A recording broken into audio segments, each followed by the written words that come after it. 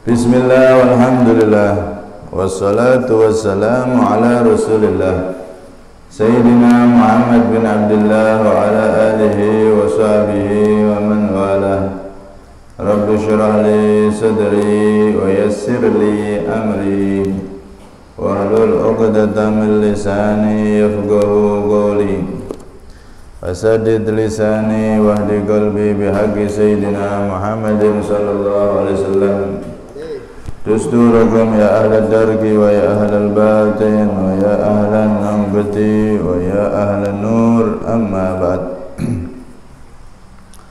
Hadirin yang dirahmati oleh Allah subhanahu wa ta'ala, alhamdulillah, malam hari ini kita ditakdir lagi oleh Allah subhanahu wa ta'ala untuk bisa bersama-sama mengkaji ilmu warisan Nabi, ilmu yang menjadi warisannya Rasulullah sallallahu alaihi wasallam, yang mana ilmu ini al-ilmu nur, ilmu itu adalah cahaya, cahaya yang menjadi pelita kegelapan hati manusia, yang mana dengan ilmu manusia akan tahu arah dan jalan menuju ridha Allah subhanahu wa ta'ala. Akan tetapi sebaliknya, kalau tanpa dengan ilmunya Nabi, maka manusia hatinya dalam kegelapan, tidak akan pernah bisa sampai tujuan dan dia akan kebingungan.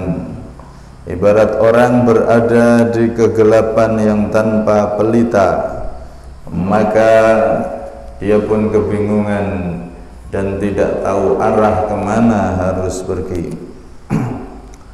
Begitu juga manusia, saking sayangnya Allah subhanahu wa ta'ala mengutus para rasulnya dan membawa warisan termulia, yakni ilmu yang menjadi cahaya kehidupan manusia hingga bisa mencapai surganya Allah subhanahu wa ta'ala.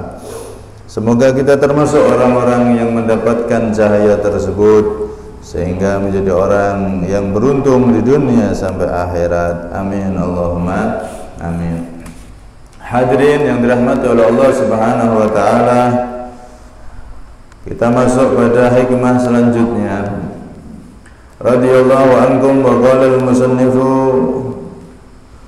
Al-Imam Ahmad ibn Athaillah As-Sakandari radhiyallahu anhu wa nafa'ana bihi bidaran amin. Man asyrakat bidayatuh asyrakat nihayatuh. Man asyrakat, barang siapa asyrakat bercahaya, bersinar, bidayatuhu permulaannya, asyrakat maka bersinar, nihayatuhu akhirannya. Di hikmah ini sebetulnya hampir sama dengan hikmah sebelumnya, bisa dikatakan penyempurna dari hikmah sebelumnya. Jadi barang siapa yang bercahaya permulaannya, maka bercahaya akhirannya. Di dalam ungkapan yang lain dikatakan man kanat bidayatuhu muhriqah kanat nihayatuhu musyriqah. Barang siapa yang permulaannya itu terbakar, maka akhirannya bersinar. Orang itu kalau mulai dari awal seakan-akan terbakar, mulai dari nol, itu nanti akhirannya akan bersinar. Contoh seperti sekarang bangun masjid. Bangun masjid, tidak ada yang punya dana banyak. Kadang disodorkan rancangannya begini begitu, ada yang pesimis, mau bangunan kok sakmono entek ya guys, kok iso dadi. kebakar Pak. Nah, bukannya tambah semangat tapi malah dikendor-kendori seakan-akan kayak dibakar. Ada lagi nanti yang mencemooh, menghina dan seterusnya. Ini kayak dibakar. Tapi kalau dari permulaan yang seperti itu, dicemooh awalnya, dihina awalnya, bahkan digembos-gembosi awalnya, itu nanti hasilnya malah bagus. Orang bangun pendidikan agama, madrasah kah, pondok pesantren kah, kalau dari nol, dari awal, itu biasanya nanti akan tumbuhnya bagus, bersinar di akhiratnya. Dan itu yang dilalui para ulama-ulama dulu.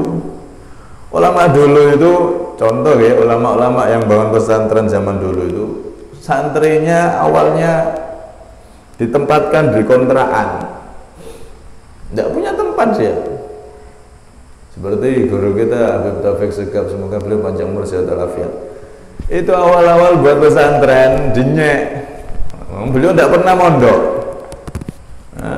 Tidak pernah mondok, cuman belajar ke ustadz sana, Habib sana, beliau belajar telaten gitu. Karena memang nggak bisa mondok, beliau harus menemani ibu beliau yang di rumah, ayah beliau sudah wafat saat itu. Nggak bisa mondok, nemeni ibunya di rumah. Nah ngajinya, akhirnya ngaji ke sana kemari, ke sana kemari, tidak pernah mondok.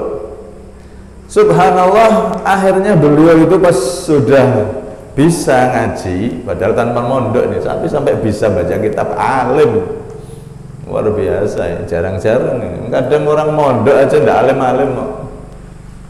Mondok 5 tahun, 10 tahun, kadang baca kitab ndak bisa. Bukan kadang, banyak malah. Kenapa? Ya karena ketika di pondok ndak sungguh-sungguh. Banyak tidur, banyak main, males, akhirnya tidak dapat apa-apa. Ini beliau tidak mondok, tapi ngalang-ngalangi yang mondok. Nah, pas beliau itu buka pondok, ya dinyaknya sama orang. Tidak pernah mondok, buka pondok pesantren. Bahkan beliau dulu pakai sarung, pakai gamis, pakai apa? Serban. Dianggap gila, dan gendeng. Zaman kok ngene kok cek sarungan. Zaman seperti ini kok gamisan, gak umum belas. Dianggap gila, dianggap orang yang tidak tahu zaman dan seterusnya. Kebakar awalnya, seakan-akan kayak kebakar. Wes segala macam rintangan dilalui, sabar. Tapi akhirannya bagaimana? Ya seperti itu sudah. Orang kalau awalannya dia ikhlas sabar, awalannya dari nol, bahkan seperti seakan terbakar, maka akhirannya akan bersinar. Dan itu jadi sunnatullah. Nah, Nabi Muhammad sendiri kalau kita lihat, kita telisik riwayat hidup beliau juga sama. Awal-awal itu ya sama. Bagaimana Rasulullah SAW dicaci maki, dihina, dianggap tukang sihir, dianggap orang gila dan seterusnya. Bagaimana beliau awal-awal perjuangannya yang mengikuti beliau adalah orang-orang kaum du'afa, orang-orang lemah, orang-orang yang tidak punya harta, orang-orang yang tidak punya pangkat dan seterusnya. Awalannya pahit, tapi akhirannya menjadi manis. Dan begitu Allah Subhanahu wa taala menjadikan jalan untuk hamba-hambanya itu memang seperti itu.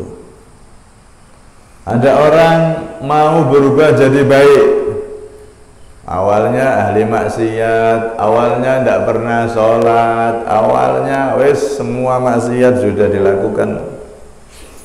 Pengen berubah jadi baik, oh kebakar Pak. Ustaz, wis di masjid, ya salam, tidak karu-karuan sudah.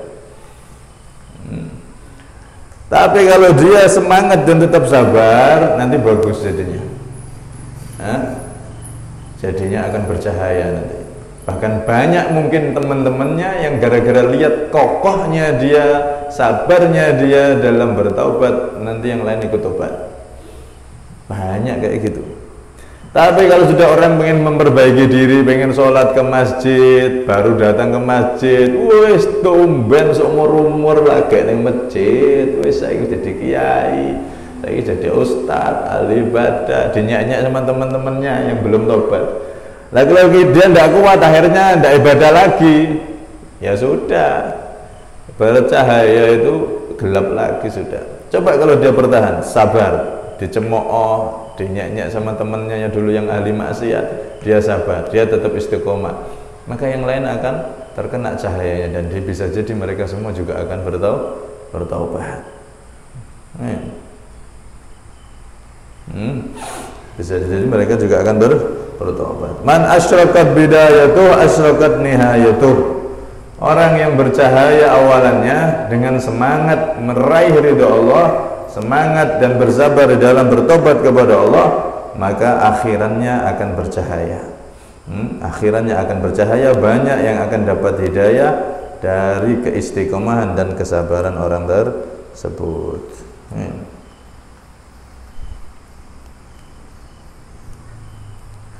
Ada orang itu mu'alaf. Ini pernah diceritakan sama senior kita ya. Guru kita Abdul Taufik itu pernah ngajari orang mu'alaf. Mu'alaf diajari ngaji abatasa sampai 2 tahun alim bisa baca kitab. Orang mu'alaf dia pengen masuk Islam dengan sungguh-sungguh. Masuk Islamnya bukan karena malu ikut-ikutan, tidak.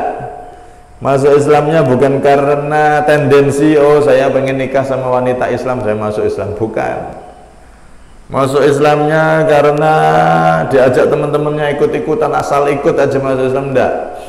Dia masuk Islam asyraqat bidayatuh. Awalnya memang dia bercahaya, pengen masuk Islam karena tahu kebenaran Islam dan pengen jadi hamba Allah.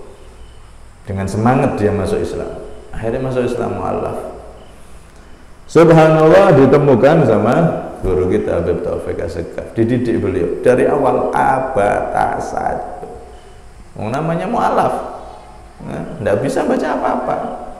Didik dari awal sampai 2 tahun, dididik oleh beliau sampai bisa baca kitab, dan sampai jadi ustadz, jadi ahli dakwah sampai sekarang di daerah Tengger atau Gunung Tengger sana. Awalnya mu'alaf, 2 tahun belajar jadi dai, sungguh-sungguh soalnya. Asyraqat bidayah itu ini penting, kesemangatan di awal itu penting. Sebab kalau di awal sudah tidak ada cahaya semangat, maka hasilnya juga nggak bercahaya.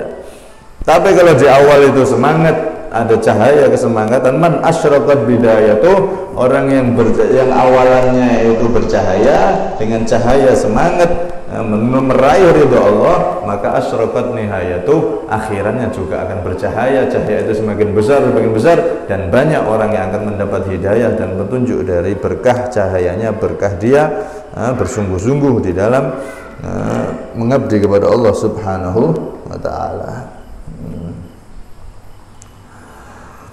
Fa isyraku bidayatil murid biruju'ihi ilallah ta'ala. Permulaan yang bercahaya itu caranya dengan apa? Biruju'ihi ilallah, kembali kepada Allah. Fi muhimmatih, dalam segala hal, masalah-masalah penting kehidupannya dia kembalikan kepada Allah. Wa thiqatihi bihi, dan dia percaya kepada Allah, sudah tidak peduli sama yang lain, sudah. Saya pokoknya pengen tobat, saya pokoknya pengen meraih ridho Allah, jadi orang selamat dunia akhirat. Mau seluruh dunia mencaci saya, ndak urus. Mau seluruh dunia memuji juga ndak urus. Yang benci, yang cinta, terserah mereka. Yang penting saya berusaha mencari ridho Allah, saya berusaha dandani sholat, saya berusaha untuk sholat, saya berusaha untuk taat, saya berusaha membersihkan hati, yang lain lewat. Pokoknya juga saya pengen tobat jadi orang baik, hati yang bersih, tidak ada dengki, tidak ada iri sama orang, selesai. Yang lain mau suka silakan, mau benci tidak urus. Ini berarti orang yang permulaannya bercahaya, dia dengan tekad dan semangat sungguh-sungguh untuk meraih ridha Allah Subhanahu wa ta'ala. Maka orang kalau yang seperti ini, Pak, itu bisa dimuliakan oleh Allah. Wa isyraku nihayatihi al-wusul ila kurbatihi wal husul fi hadratihi. Kadang orang yang seperti ini nih, dia itu bisa sampai kepada ridha Allah. Artinya orang yang ketika dia bertobat sungguh-sungguh pengen tobat, bukan karena malu atau karena sudah bosan maksiat. Kan ada orang tobat itu karena malu. Waduh, aku isin tak tobat wae lah. Mosok yo aku ngene terus. Isin. Tobatnya karena malu. Ya tidak apa-apa, bagus. Terus ada orang yang tobat itu karena ya tujuan-tujuan lain, bukan karena asli pengen tobat, pengen cari ridho Allah. Tapi ada tendensi-tendensi lain yang mendorong dia terpaksa untuk tobat. Itu bagus. Tapi yang lebih bagus lagi itu kalau tobatnya dia ini bersungguh-sungguh karena dorongan keinginannya dia untuk mendekat kepada Allah Subhanahu wa ta'ala. Orang yang semacam ini awalnya berarti bercahaya, dorongannya kuat, maka dia nanti bisa dimuliakan oleh Allah, wusul ilallah, bisa sampai kepada ridha Allah. Orang yang wusul kepada Allah itu nikmat ibadah. Nikmat di dalam beribadah mengabdi kepada Allah. Orang sama-sama rumahnya mungkin 50 meter, 100 meter. Yang ini 50 meter ke masjid itu langkah kakinya berat, padahal badannya kuat, badannya besar misalnya. Tapi ada yang rumahnya lebih jauh, rumah adzan itu, bahkan sebelum adzan itu sudah wes pengennya masjid, ringan kakinya, padahal dia mungkin sudah tua. Tapi kalau ke masjid kakinya kokoh, kuat dan nikmat, bisa nyampe ke masjid. Yang ini mudah, kekar badannya, tapi melangkah ke masjid kakinya kayak membawa beban yang begitu berat, tidak mampu, tidak kuat. Nah, di situ orang yang sudah dimuliakan oleh Allah dengan cahaya keimanan itu jadi ringan, ibadah jadi nikmat. Ibadah itu ada rasanya, ibadah itu bisa nikmat. Kata Nabi, halawatal iman, wajadah halawatal iman. Orang itu kalau bersungguh-sungguh dalam mengabdi kepada Allah akan menemukan halawah al-iman, manisnya iman. Iman itu ada rasanya, dan rasanya nikmat.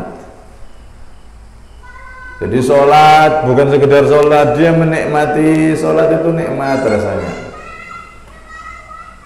Baca Quran, dia menikmati nikmat baca Al-Quran.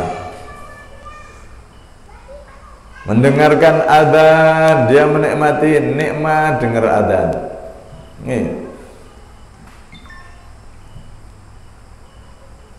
Bukan malah benci, adzan malah kupingnya gatel. Dengar adzan malah merasa terganggu. Waduh, sudah zuhur, kok adzan sih? Belum selesai udah adzan. Ini tanda hatinya kosong dari cahaya keimanan atau lemah imannya.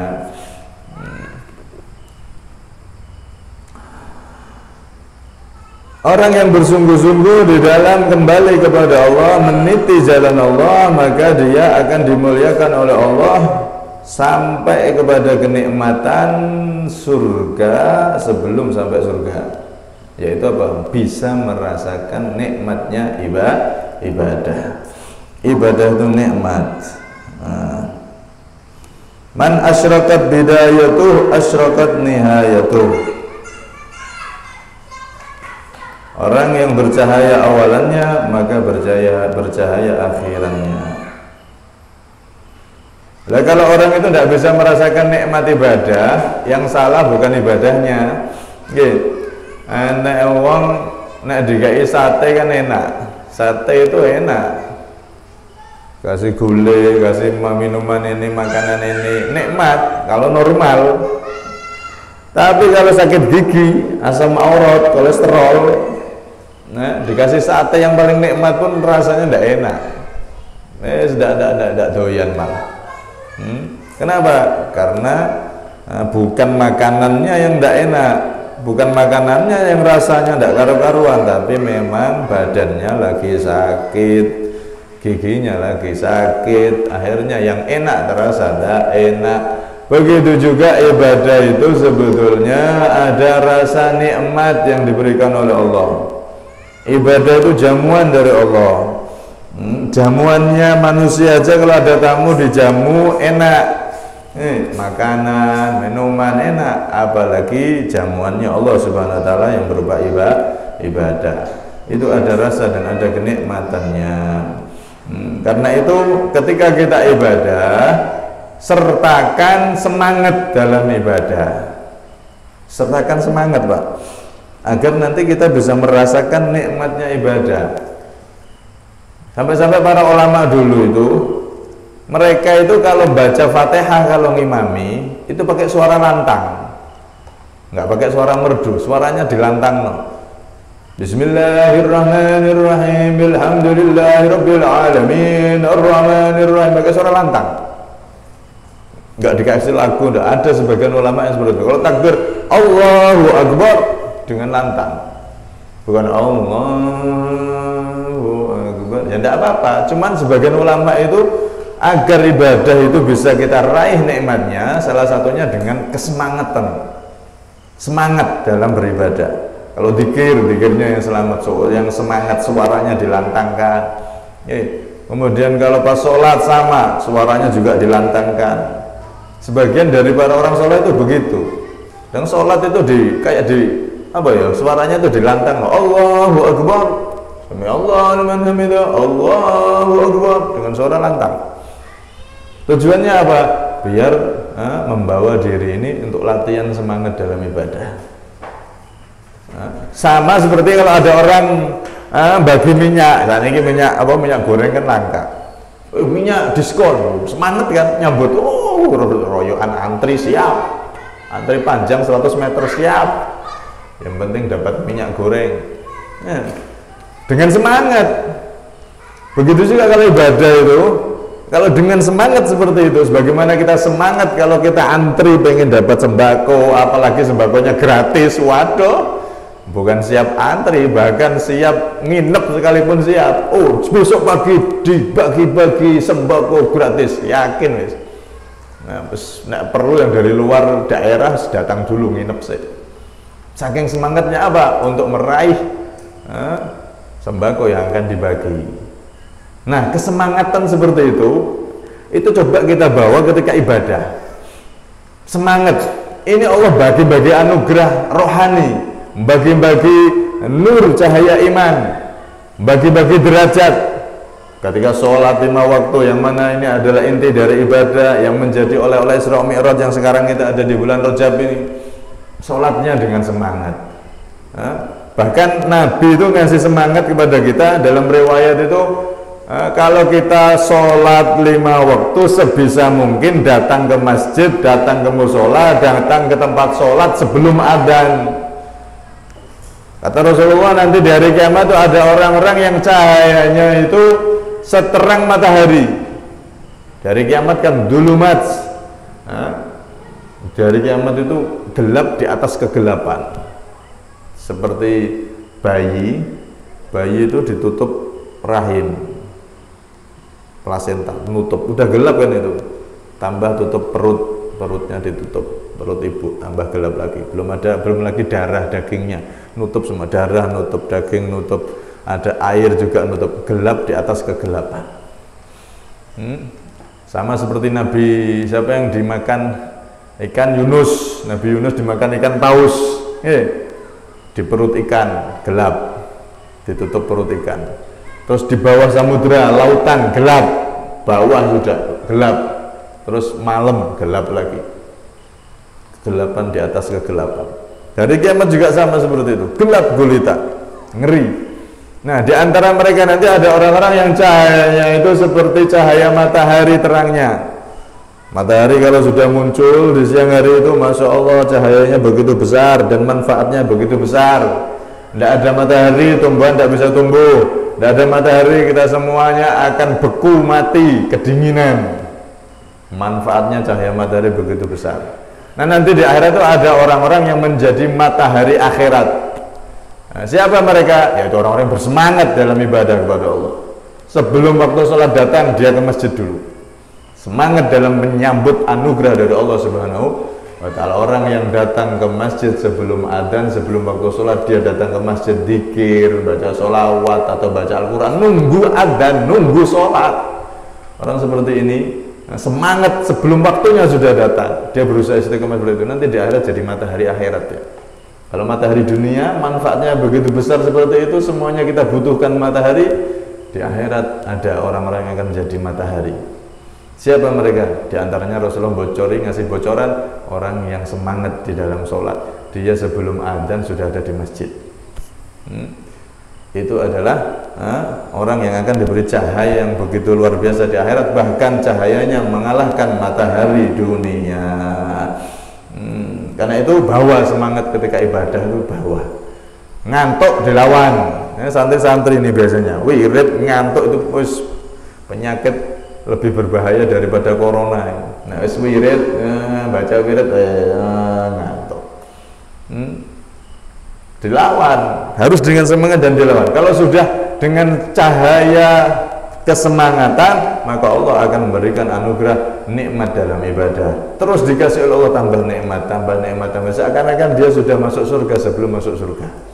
Merasakan nikmatnya ibadah, usul ilallah subhanahu wa ta'ala. Man asyraqat bidayatuh asyraqat nihayatuh. Barang siapa yang permulaannya itu dia bercahaya dengan semangat dan kesungguhan di dalam ibadah, meraih anugerah Allah, maka dia akan bercahaya di akhiratnya. Allah akan memberikan dia kenikmatan, kelezatan dalam ibadah, yang mana ibadah itu lebih lezat dari kelezatan di muka bumi ini.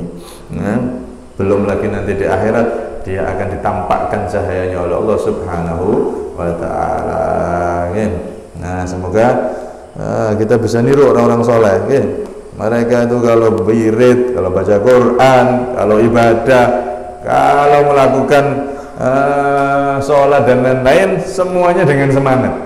Bukan asal-asalan, sepenting sholat, asal berangkat sholat, asal baca Quran, asal enggak, tapi disertai himmah,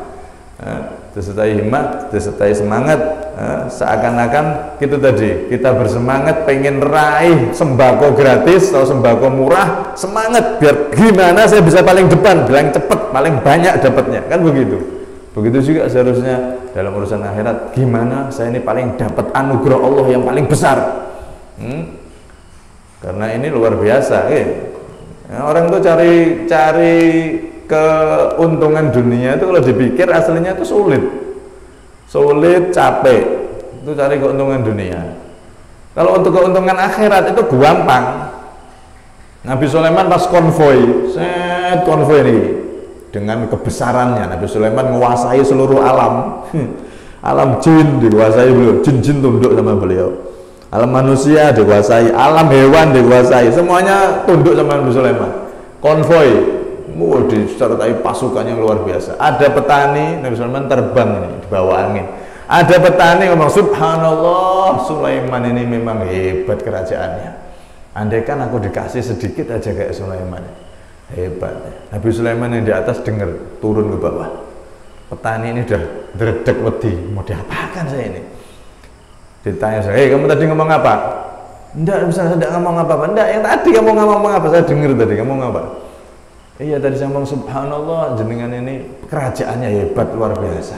Belum pernah saya saksikan raja penguasa yang hebat ya sampai bisa naklukkan angin, awan semuanya takluk sama-sama. Hebat sampai itu.